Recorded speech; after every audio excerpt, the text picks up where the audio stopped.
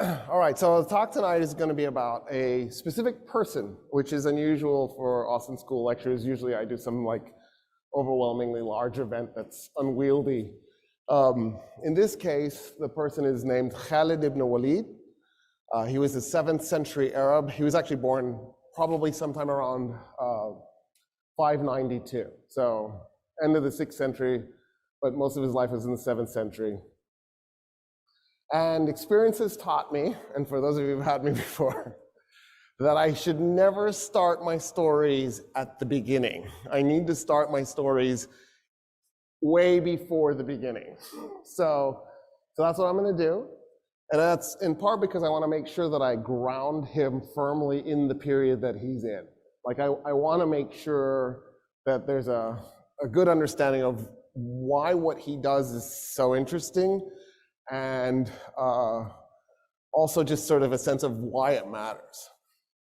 I'm going to start also by making a completely subjective statement that when it gets on the Austin School YouTube channel will draw a bunch of ire, and I'll probably get a stream of nasty comments, but I like that. So, and it is this, that Khalid ibn Walid was one of the 3 greatest warriors of all time. And that's one of the reasons why I want to cover him, is because I just want to do a profile in a person who, if you're interested in warfare, it totally embodied warfare. So this is a talk about war. And I'll probably also get a little bit of flack for over-glorifying war, which is cool too. I'm okay with that as well. For the record, when I was at the University of Maryland, University College, in their history department, we were trying to create a war history department. So this is part of my mental illness. So having said all this, I want to start by actually attacking the way history is taught in the United States. And the reason is because of the way we structure Western civilization courses. So if you take Western Civ 1 and Western Civ 2, the general idea, and most of the textbooks are set up this way, is that Western Civ 1 will cover everything till 1492 or 1648, whatever arbitrary year they picked to stop Western Civ 1. And then Western Civ 2 will be everything since 1648. So in other words, we're going to spend 16 weeks talking about the first 5,000 years of Western civilization.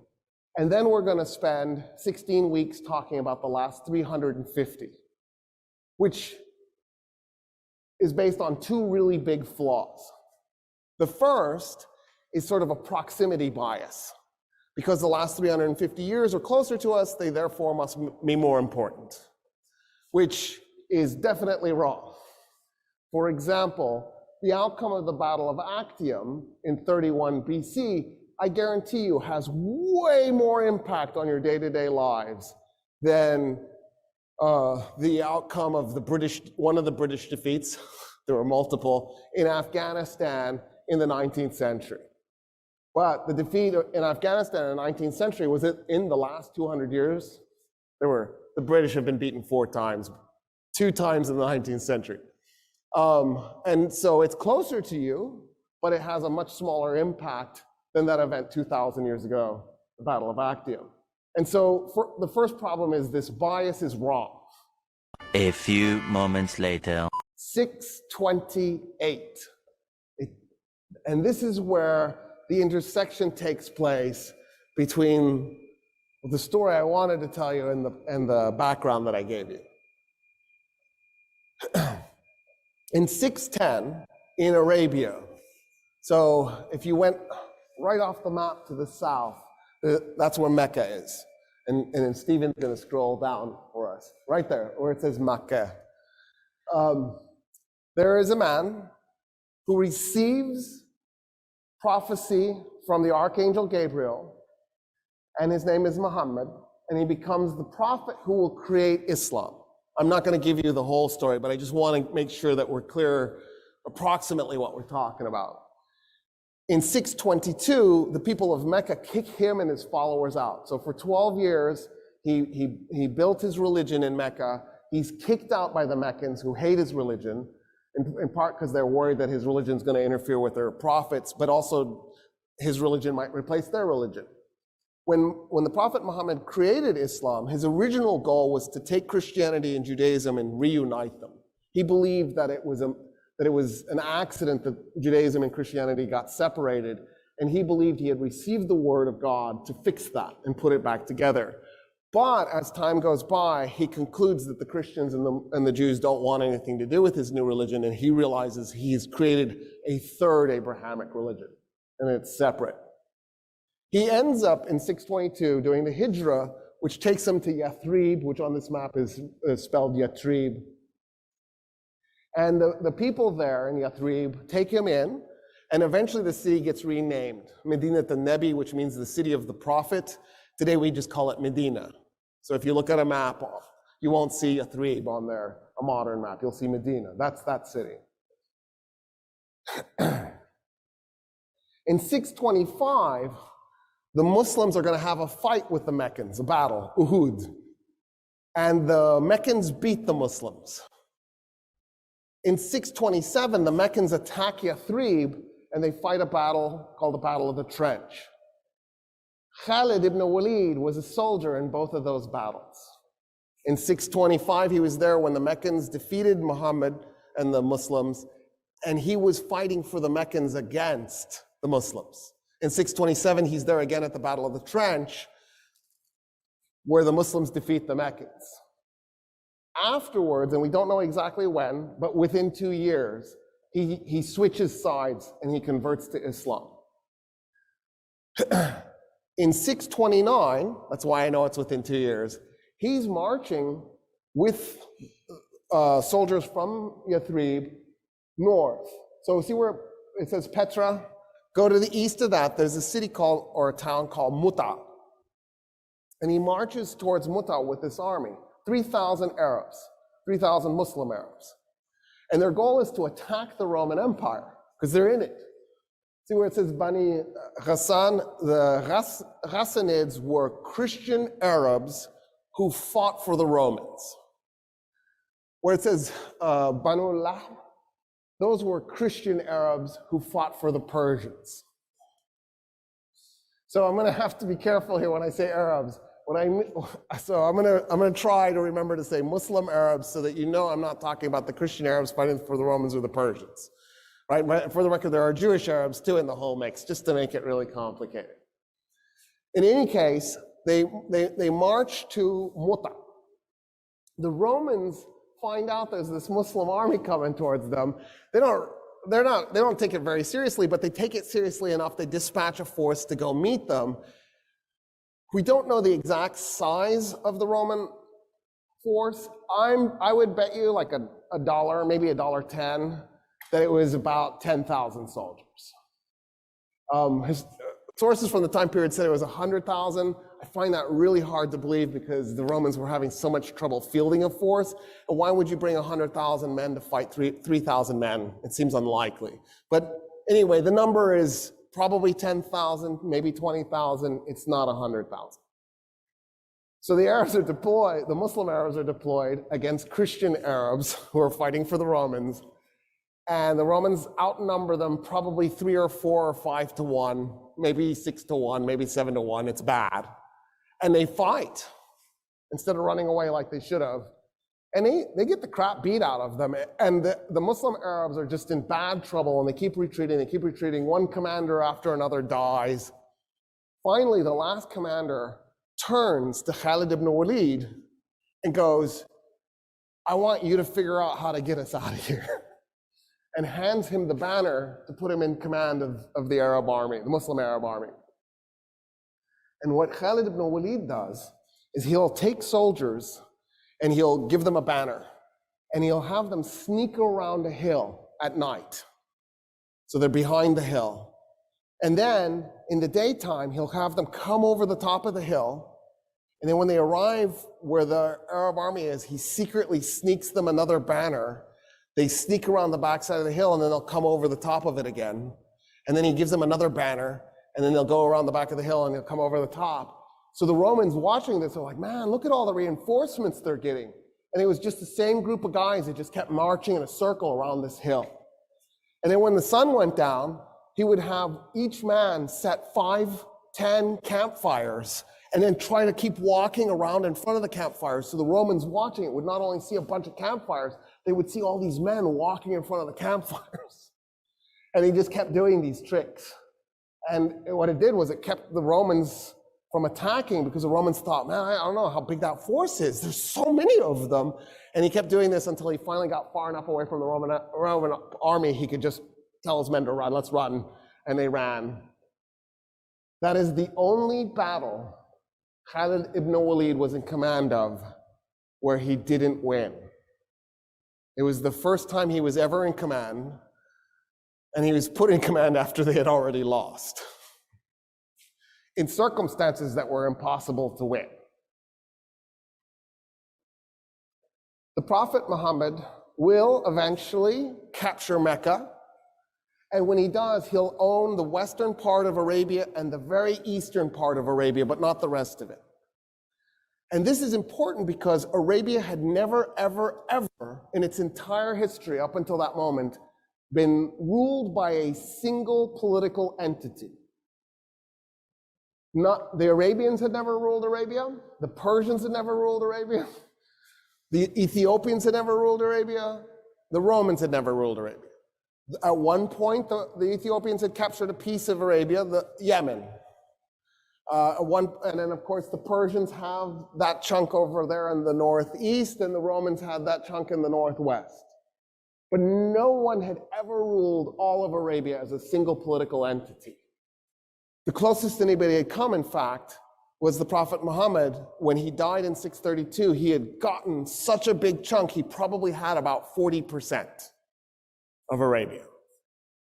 He was replaced by a guy named Abu Bakr. Abu Bakr didn't take the title king, he didn't take the title emperor, he took the title follower of the messenger of God and became the ruler of this Muslim-controlled chunk of Arabia. He made 2 armies. He sent one army from Yathrib due east, and he sent the other army south to Yemen. And his goal is to finally, once and for all, conquer Arabia and rule it. And actually, he was ruling from Mecca at that point. The guy he put in charge of his army that went east was Khalid ibn Walid. And Khalid will do a series of battles against a heretic who was claiming to be the real prophet in an event called the Ridda Wars. And Khalid will win battle after battle after battle. And by 633, Arabia is unified. So the campaign started in 632. It took less than a year. And in part because of Khalid's decisive victories in the center of Arabia. At that point, there's argument amongst historians exactly what happened next. Did Abu Bakr order Khalid to keep going, or did he tell Khalid to stop? It's entirely possible either is true. He doesn't stop. That's the important thing. Whether he was told to stop or told to keep going, he doesn't stop. And he goes towards the very southern tip of Iraq. So see where it says Sabur? He's headed in that direction. He ends up fighting a battle in what is today Kuwait. It's called the Battle of the Chains. The Persian general Hormuzd chains up his elite soldiers to show the Arabs that there is no retreat, that the Persians will fight to the death because they've made it so they can't retreat because they're chained together. But also because Khalid relied heavily on cavalry, it would be impossible to do a cavalry charge through them because there are chains in between them, so there's no way to get through. What Khalid liked to, the way battles went back then, everybody did this, the Persians, the Romans, everybody did this, is they would send champions to go fight each other before the battle. But what the Arabs liked to do was first poetry. So they would get their best improv poet, because they would improv right there. They didn't have a poem written in advance. And they would get that poet to shout to the other army a poem. And the belief was that if you shouted a good enough poem, the other side should give you the field and walk away. And of course, the Persians are like, screw you, we don't even speak Arabic, we don't know what you're saying. So after the Arab shouts this poetry at the Persians who are annoyed, Khalid walks out and says, I'm my champion. I'll fight the Persian champion. That's a problem for the Persian general then, because if he doesn't go fight, it's general versus general. If he doesn't make it general versus general, it makes him look like a coward. So the Persian general goes, okay, let me fight. And they go out and they fight, and Khalid ibn Walid kills him within like 30 seconds. It's a really quick fight. And so now the Persians are going to go into the battle without their general. And what Khalid did was he just kept using his cavalry to do these charges against the Persians that just kept them off balance until finally he broke up their order. And what they should have done was they should have repositioned, or they should have retreated a little bit and then repositioned, but they can't because they're chained together. And he swings his cavalry around the backside and starts harassing them, and he tears them to pieces. The estimate is that he brought 18,000 men against 20,000 Persians, the same Persians who tore those Romans to pieces almost 700 years prior. And he walked away with a couple hundred killed, and the Persians lost, and most were killed or captured. And then what he's going to do is he's going to work his way along the western bank of the Euphrates River. And his goal is the city that's labeled as Herat there. At the time, it was called Hira, or at least the Arabs called it Hira. And he's heading towards Hira. And he'll fight 3 more battles. The rivers Walaja, and I'm drawing Ulais. Walaja Ulais in the river. And one of the battles, I don't remember which one, I'm slightly embarrassed, but not really. There's 50 battles, dude. I can't keep all this straight in my head. At one of the battles, one of the Persian generals is like, screw this, because Khalid kept going, I'll be your champion. And he walks out, now the Persian general is stuck doing the same thing. And the first thing that happens in the opening moments of the battle is the Persian general gets killed. And so this Persian general goes, okay, I bet that bastard's gonna do this again. So he buried 12 Persian soldiers in the battlefield right where he thought the challenge would take place with straws so they could breathe through it. He buried them in the night so that in the morning they would come out and do the challenge. And then what was supposed to happen is once the challenge started, the 12 Persian soldiers would jump up and they just murder Khalid right there. So Khalid walks out, the Persian general walks out, the 12 men jump up, and one of Khalid's cousins was in the army, the Muslim Arab army. And he's like, that's not fair. And he runs out and joins Khalid, and the 2 men murder the 13 Persians. And then they destroy the Persian army. And he would use different tactics every time. And one of the battles, what he did was he'd snuck 2 cavalry units behind a hill, and the Persians were in between his men on the other side of the hill and his army. And he just kept slowly backing his army up and making a circle, a half circle out of it. So the Persians would kind of go into the middle, and then he signaled his cavalry that came riding over the hill, and they attacked the Persians from behind, completely surrounded, destroys them. He captures Hira, and then on the way, so see where it says Peraz Sabur? That is Anbar, the city of Anbar in Iraq today. He's heading towards that place. That's where he wants to go. And he's going to fight 3 battles, one after the other in succession. And here's what he does. So there were 60,000 Persian soldiers in 3 separate armies, 20,000 each. And they're coming for him. And by this point, he's down to 15,000 men. Because even though he keeps winning, he's still taking losses. So it's going to be 4-to-1 odds if he lets those 3 Persian armies merge together. And he's thinking, I don't think I can beat 60,000 men with 15,000 men. So if I'm going to win, I'm going to have to attack them piecemeal. I'm going to have to hit each of the 3 Persian units before they get together. So he races his army as fast as he can towards the first one. But First, he cuts his army into 3 5,000-man units. And he tells them, we're going to arrive at 2 a.m., and he gives them a date, like 2 weeks in advance. And he says, I need you at this location, at this time, on this day. Go. And they take 3 different paths, and they're going to come at this Persian unit, and he's guessing where he thinks that Persian unit will have arrived to by that point. I challenge you, this is my challenge. 3 of you, you and 2 of your best friends, get into 3 separate cars, and you can use GPS. Pick a spot somewhere on the other side of the US, because it needs to be a long road trip, right? 3 days. I'm not even gonna make it 2 weeks, just 3 days. So I don't care where you wanna go, Washington or the other Washington. Either way, it'll work out to be about the same. But make the 3 of you take 3 separate paths and then time it so that you arrive at the exact same moment. Bet you can't do it. Now take away GPS and navigate at night, trying to guess where you think the enemy army is going to be.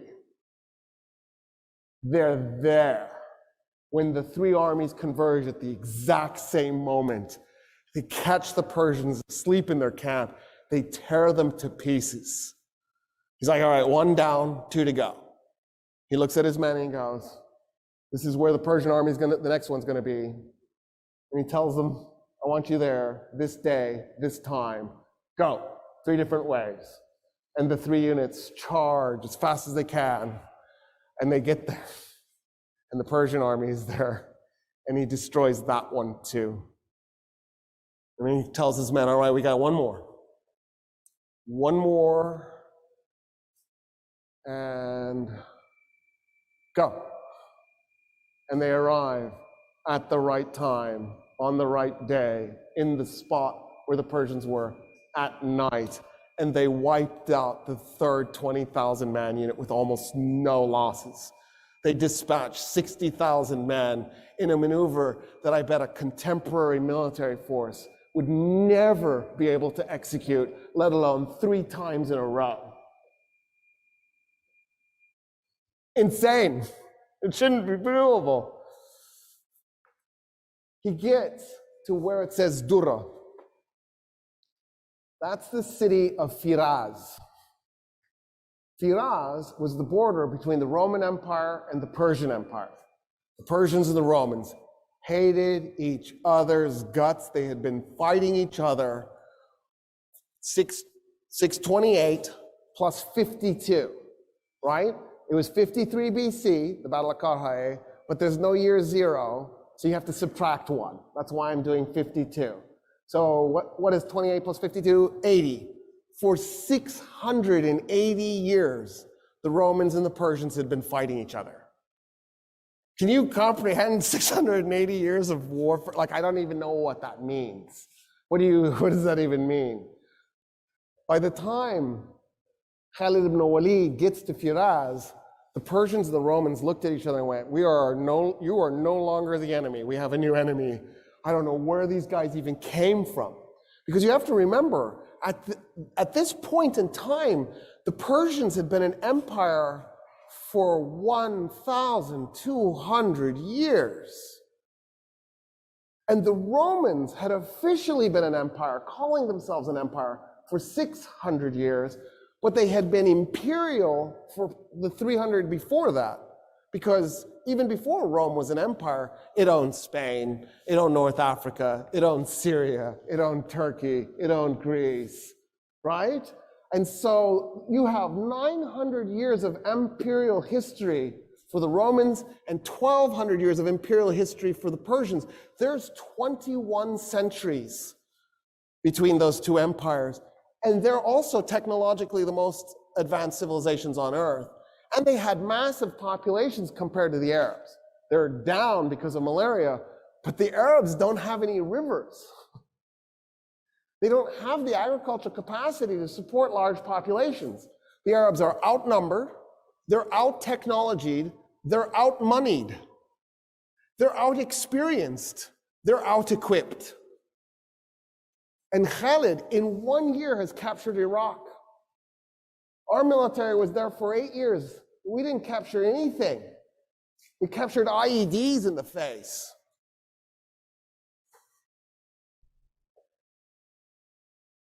So the Persians go to the Romans, they're like, okay, we're gonna fight this one as allies, right? And the Romans are like, yes, yeah, we're good. Because in the meantime, an Arab army has attacked from this side and is trying to get to Jerusalem. And so the Romans know that the Arabs, you're outnumbered, you're out-technology, you're out-moneyed, and you're facing two empires. Do you attack both at the same time? That makes no sense, but it's exactly what the Arabs did. They attacked the two oldest, most powerful empires at the same time, even though they were outnumbered by one, let alone both. And so the Romans are like, yeah, we'll work with you. So at Firaz, the combined Roman and Persian armies, which by the way was largely made up of Christian Arabs, not completely, but there was a huge contingent, probably about 50,000 Christian Arabs. The combined Persian and Roman army was 150,000 men against 15,000 Muslim Arabs. So Khalid arrives. Khalid is on the east bank of the Euphrates. The Persians and the Romans are on the west bank. There's a ford and a bridge, which is convenient if you're moving an army. It's nice. And so Khalid needs the Persians and the Romans to cross the river to fight. So he very politely backs his army up from the bridge and the ford and split it into 3 5,000-man units. He liked that. And he put one upriver, one downriver, and then pulled the other one away from the river. And he just waited.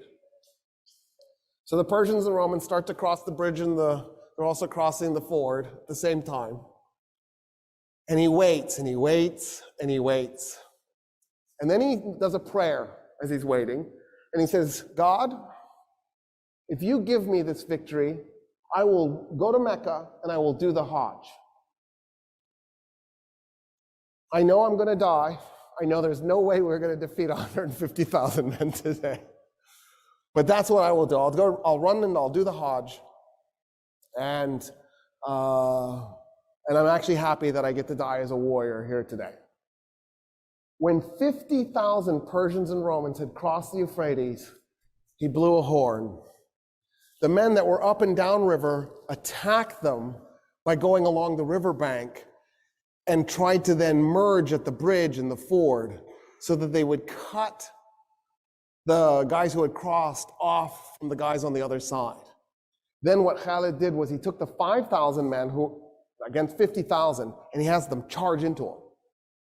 And he had his men as thin as possible. And then he backs his men up. And then he charges again. And then he backs his men up. And he charges again. And every time his horses go in to those men, it compressed them a little bit. It compressed them a little bit more. So after a while, the Persians and the Romans are so compressed they can't move their arms, they can't swing their weapons. He's just compacted them together. And they realize what he's done to them. And they panic and they turn around to run back to the river to cross it. 50,000 men turning all at once to stampede. You could hear the bones breaking. And then the Muslim Arabs just went in and started killing them as they're running. By the time the battle was done, 200 Muslim Arabs were dead. 50,000 Persians and Romans were dead.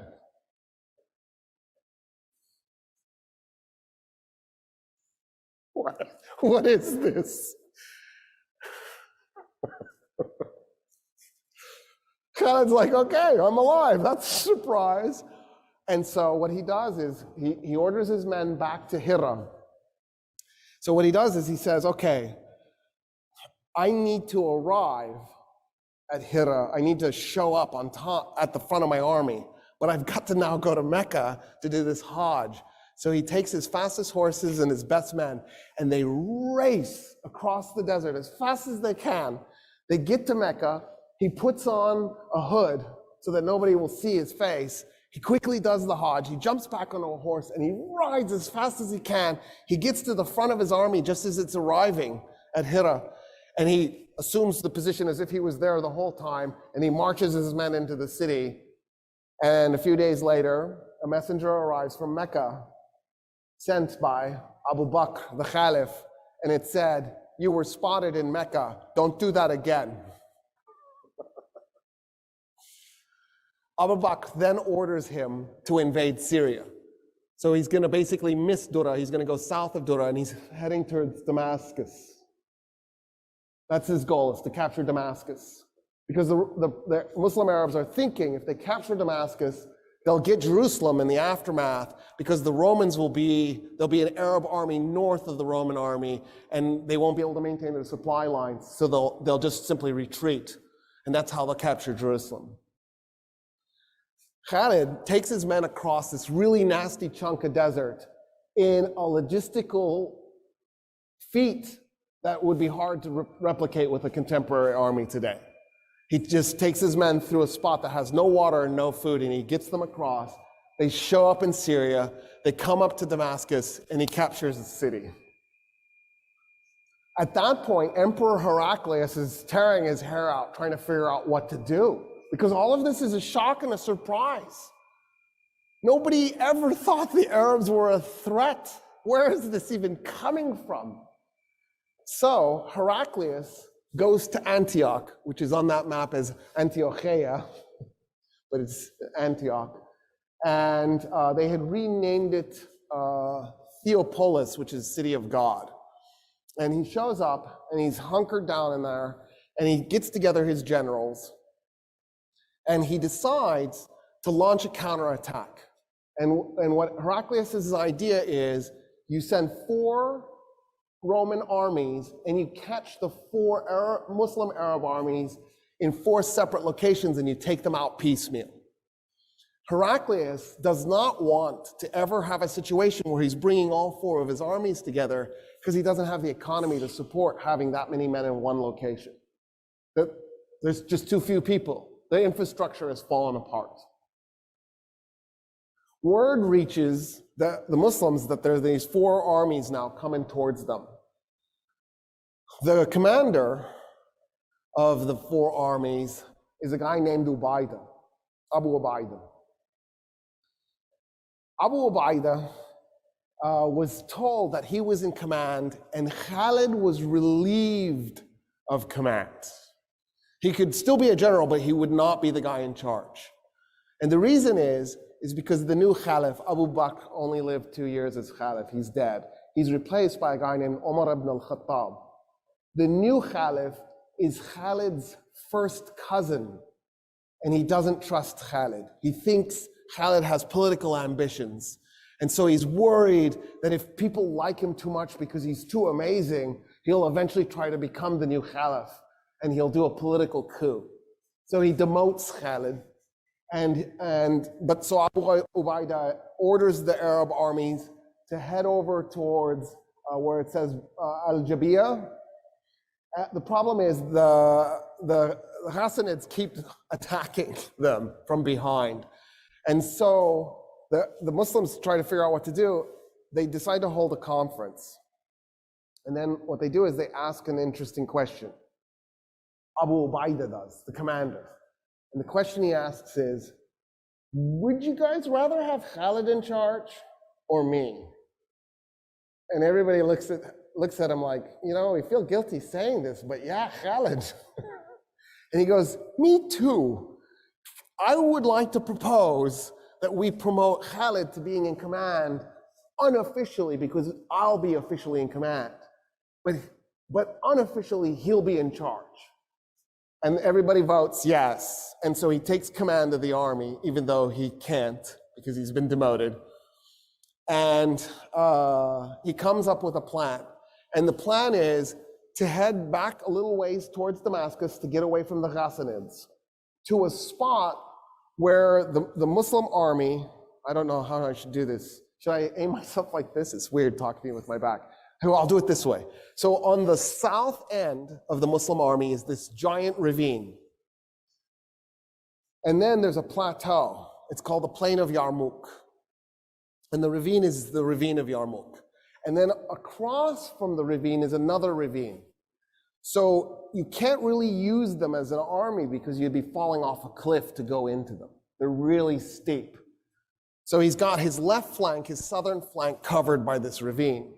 And they just wait, which now forces, because now all four of the Arab armies are in one location, it forces the Romans to bring their armies together, which they didn't want to do. The commander of the Roman army is an Armenian named Vahan. But a huge chunk of this Roman army, probably about a quarter of it, was actually made up of Arabs, Christian Arabs. So this is going to be an Arab versus Arab fight at some core level. Vahan brings his army up and he puts it in between the second ravine in the west and the Muslim army. On day one, he does a really light, gentle probing attack just to try to figure out what he's up against, how the Arabs are going to respond to his attack. He's just going up and touching to figure out what's going on. The Arabs feel the pressure because they're outnumbered again. Now, this isn't Firaz level outnumbered, but it's still bad. We don't know the exact numbers, but it's probably in the ballpark that there were 120,000 Romans and about 40,000 Muslim Arabs. So the Muslim Arabs are outnumbered by about 3 to 1. And so Vahan is just sort of checking things out because he knows these Muslim Arabs are good fighters. He doesn't want to do anything risky on day one. The sun goes down, they disengage, a few hundred people are wounded or killed. It's not heavy casualties. On day two, Vahan decides he's going to have the Roman left flank and the Roman right flank hit the Muslim army as hard as it can, because he figures he's got the numerical advantage, hit them as hard as you can. So he orders that. The Muslim commander on the left is a guy named Yazid, and the Muslim commander on the right is a guy named Amr ibn al-As. And Abu Ubaidah is in the middle, the guy who's supposed to be in charge. And then Khalid's in the back controlling everything. And the weight of the Roman army is so overwhelming, both Muslim flanks are collapsing. And they're in full retreat. And in the north, on the Muslim right flank, the women, so it's worth pointing something out that's actually really interesting. Women have always been an integral part of warfare in all times. We pretend like we've just recently let women in the militaries. The Persians had an all-woman archer division. The stories about the Amazons, that wasn't made up. That mythology was based on a real event.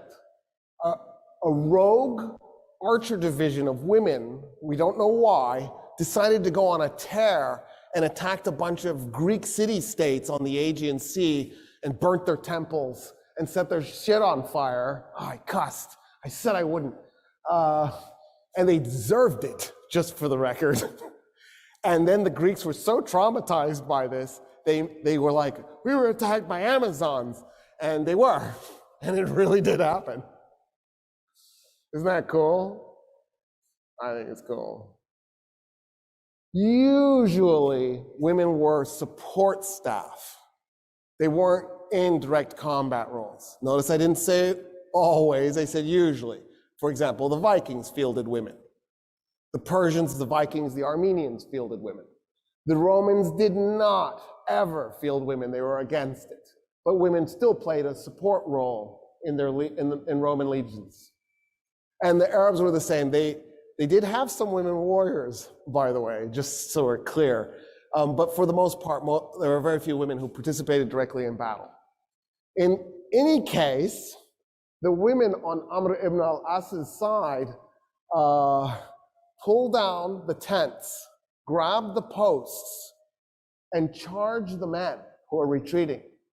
And they shout at them, you've shamed your wives, and now you have a choice.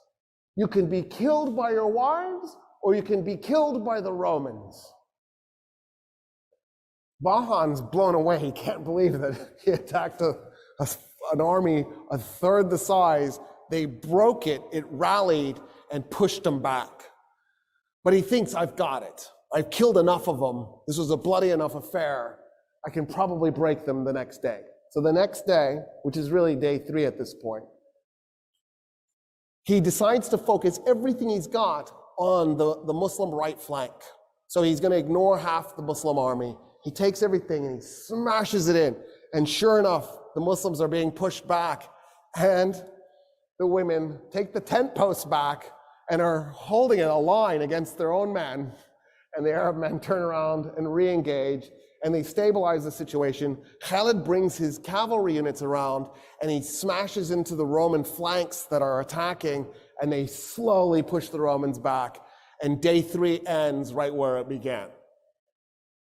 Vahan is now really upset because he can't comprehend how he's not moving this Arab army, but he thinks, okay, I think we're still in this. So day 4, he decides to do the same thing, push that same Muslim right flank. Just hit them as hard as you can with everything you've got. And the Khalid this time had assumed this was going to happen. So what he had done is he had redeployed his cavalry so that it would be able to respond more quickly. And he manages to stabilize the flank, even though it does start to collapse. They do start to fall back, and they manage to push the Romans back, and they stop day 4 right where they started. Day 5, Vahan sends a guy to talk. And he's ready to come up with a compromise. Like, maybe you get Jerusalem and we keep Damascus, something like that. Khalid goes, oh, the Romans only talk when they're losing. Okay, I'm going to refuse to talk. Day 6, he took all his cavalry. It was about 8,000 men. Out of his 40,000 men, about 8,000 were cavalry. And he put all of them on his right flank. When the sun came up, he swung it around. So now the Romans are trapped between his army and the 2 ravines. There was a bridge over the western ravine. During the night, he had sent 500 cavalry around through the plain. They had snuck down into the ravine and they had captured the bridge. And his goal is to get the Romans to run towards the bridge because there's nowhere to go because the Muslims actually have the bridge, just the Romans don't know. And he comes swinging over the top and he smashes the Roman left flank really hard. He breaks the Roman cavalry unit that was there, and he breaks the Roman army that was there. It's the cavalry unit and the army start to retreat. They're running in 2 other Roman units, sending them into disarray. And then the Romans try to respond with heavy cavalry. Vahan sees what's happening. He organizes cavalry. He draws it in, but it's heavy cavalry and it's slow. Khalid comes in with his light cavalry and he attacks them before they can get into more formation, destroys them. Then he takes his cavalry and he slams it into the back of the Roman army. It breaks and goes into full retreat. And that's how he took 40,000 men against 120,000 men at Yarmouk and destroyed them. Vahan got away with a cavalry detachment. Khalid grabbed his fastest horses and his best men, and they took off and they chased General Vahan. And they caught up with him just outside of Damascus. And Khalid lets his men tear up Vahan's men until the only man standing is Vahan. And Khalid had told his men, don't touch him. And then he comes up to Vahan and he says, you are a man, a man's man. And so I'm going to give you a man's death. And they dueled one-on-one, and he kills Vahan. And then Khalid goes and recaptures Damascus. Emperor Heraclius holds a council, and he asks his remaining generals, what should we do? And the generals tell him, we've lost Syria, it's done. There's nothing we can do about it. And so Heraclius gets on a ship and he says, farewell, Syria. You have been a lovely province, and now you will be a lovely province for the Arabs. And he withdraws. And that was the last time, second to last time, there was a Roman army in Syria. They'll get in one more time, but they don't really keep it for long. Khalid and his army now return to Jerusalem, which on this map is Hirosulima, in case you were wondering. And when they get there, the Romans have largely abandoned it. The Roman military has. But there's enough people manning the walls that you can't get in. So the Arab army is stuck outside, trying to figure out how to get inside so they can capture this holy city. The Archbishop of Jerusalem, a man named Sophronius, by the way, a Christian Arab, a loyal Roman citizen, indicates he's willing to negotiate, but only with Umar ibn al-Khattab, the Caliph. Well, the Caliph is all the way back in Mecca. It'll be weeks before he can be sent for and then return. So they come up with a scheme. And the scheme is, since Khalid is Umar ibn al-Khattab's first cousin, he actually looks like him. So they pretend Khalid ibn Walid is the Caliph. They meet with Sophronius, and while they're talking, somebody had actually met Umar ibn al-Khattab, had met Khalid ibn Walid, and knew that was Khalid. And so he tells Sophronius, you're being duped, it's not really the Caliph. It's some other dude. It's that general that's been tearing us up. Sophronius is outraged. He goes, you lied to me. And he calls off the negotiations for the surrender. So now the Arabs are stuck getting the Caliph. Sophronius comes out of the gates weeks later to meet the Caliph because he sees the Caliph's army arrive. And as he's approaching, he sees a man leading a camel at the front of the army. So for the record, the rich Arabs, the Arabs who were good soldiers, didn't usually ride camels. They usually rode horses, Arabians. And for those of you who don't know, Arabians are fast and agile, and they have crazy personality. And so they're perfect for warfare. Camels are a little bit clumsy and slow. They serve a purpose in warfare, but you're better off on an Arabian. In any case, the Arab army is being led by a man leading a camel with a man on the camel. So Sophronius, he's got a giant red hat, because he's also a cardinal, right? He's got gold tassels, actual gold, hanging from his hat. He's covered in gold jewelry. He's wearing red robes. He's covered in perfume. He's on a lectica. The lectica was the couch that the Romans would ride, and then they'd have like 4 or 8 men, depending on how big it is, carrying it. And then he has 2 men, one on each side, fanning him. Of course, right? That's what Jesus would want from his bishops. It's exactly right. And he's coming out on this lectica being fanned. And he comes up to the guy on the camel, and he says, where's the Caliph?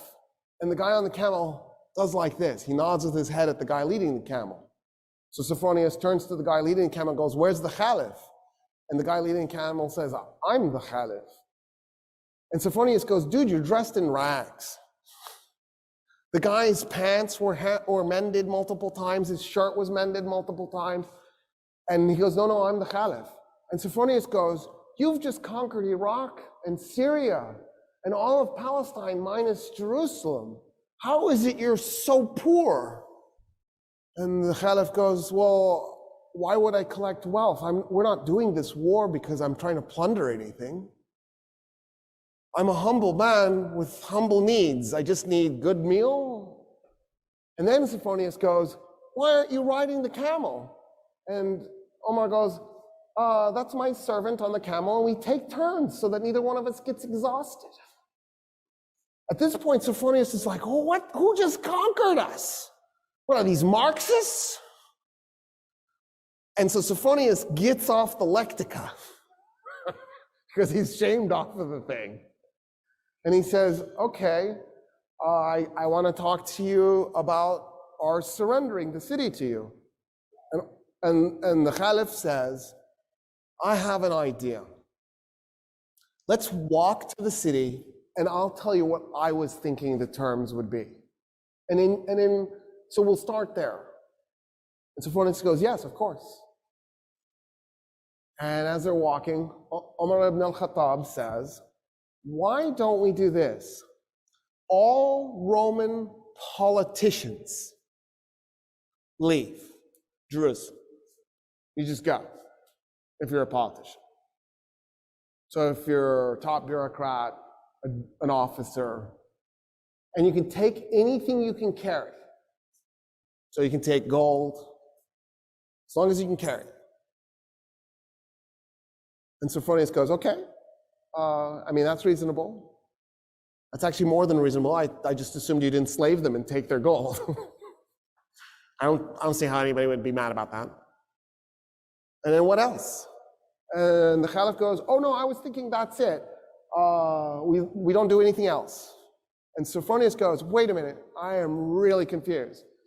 So when us Romans capture a city, we enslave a segment, we plunder the city, probably a little bit too much raping too. We might even burn some of it just for grins and giggles. And then we declare it to be ours. What about that? And Umar ibn al-Khattab goes, no, we're not going to do any of that. No plundering, no raping, no enslaving. We don't do that stuff. And then Sophronius goes, oh, but you're going to seize property in the city. And the Caliph goes, no, we're not going to take anybody's property. We're going to leave the city exactly like it is. The only thing I want to do is eject the Roman politicians with whatever they can carry. And Sophronius goes, there's nothing to negotiate. Yeah, we surrender the city this instant. I don't understand, actually. They walk into the city. Khalid is one of the men following.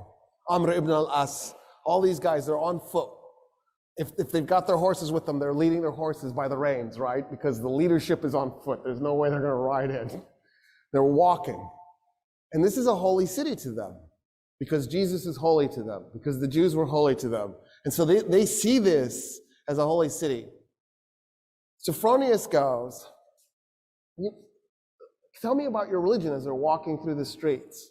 And so Umar ibn al-Khattab starts telling him about Islam. Sophronius goes, it just sounds like a variation of Christianity. I feel like our religions are shockingly similar.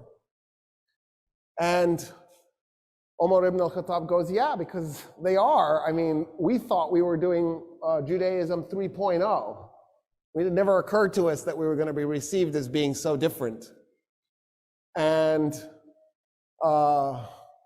he goes, okay, since you've given us such amazing surrender terms, my alarm is going off, and I can't turn it off, and it's so embarrassing.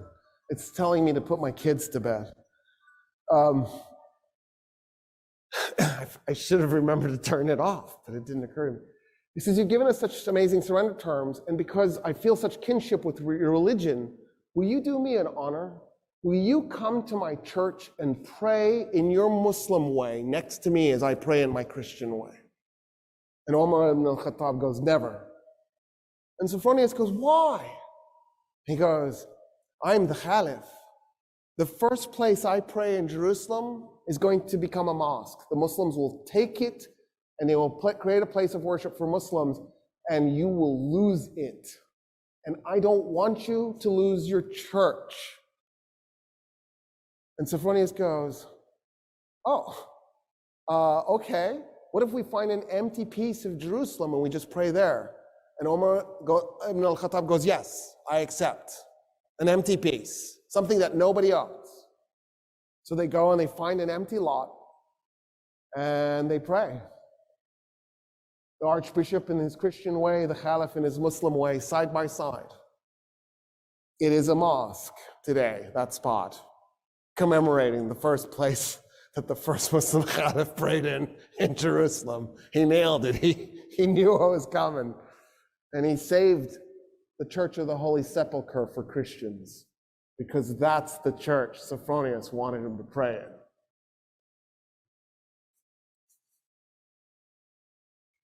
At that point, the Caliph says, I want to see the Temple Mount. And Sophronius goes, why? And the Khalif goes, because it's holy. It's holy to everybody. It's holy to Christians, it's holy to Jews, it's holy to Muslims. And Sophronius goes, nah, we haven't been treating it as holy to anybody. And Umar ibn al-Khattab goes, what do you mean? And so Sophronius says, so after we tore down the second temple of Solomon, when we conquered Palestine, we turned the Temple Mount into a garbage dump to punish the Jews. And the Khalif goes, what do you mean? And Sophronius goes, yeah, there's like 500 years of refuse on that thing. It's just a garbage dump. And he goes, show me. They walk up to the Temple Mount, and the Khalif can't believe what he's looking at. He falls on his knees, and he begins clearing the garbage by his hands. His army sees their leader on his knees clearing garbage, and they run up and they start clearing the garbage themselves. And they clear the garbage off the Temple Mount. The Khalif goes, okay, I want to meet some of the Jews living in Jerusalem. And Sophronius goes, there are no Jews in Jerusalem. And the Khalif goes, what do you mean there's no Jews in Jerusalem? The city is holy to the Jews. How could there be no Jews? And he says, well, us Christians, we pretty much murder them every chance we get. We really hate Jews. In fact, in the war we just did against the Persians, the Jews sided with the Persians. And so we murdered 20,000 Jews in Jerusalem and completely purged the city of its remaining Jewish population. And Umar ibn al-Khattab goes, no, this is wrong. You can't do this. And so he turns to a convert to Islam, a Jewish convert to Islam, and he says, I need you to find me 80 Jewish families that were willing to volunteer to move to Jerusalem so we can reestablish a Jewish presence in this city. And that's how the Muslims conquered Jerusalem. And that's the stuff that's left out of your history books. Isn't that crazy? Because isn't that an amazing story? After Jerusalem, Omar turns to Khalid and goes, I know you fought at Yarmouk, and I know you impersonated me. I really hate you. You're going to go to Mecca, and you're going to spend the rest of your days there. No more combat for you. I'm retiring you. I actually don't think he died in Mecca. He did leave, but he never fought another battle. That was it. That was the end of his military career. He died in bed at age 50. I don't know what was ailing him. Something got him. And his final words were, you cannot put your hand anywhere on my body without touching a combat wound. I am covered in scars. It was my dream that God would let me die as a man on the field of battle. Here I am in a bed, dying like a cow. And that's where I'm going to end the story.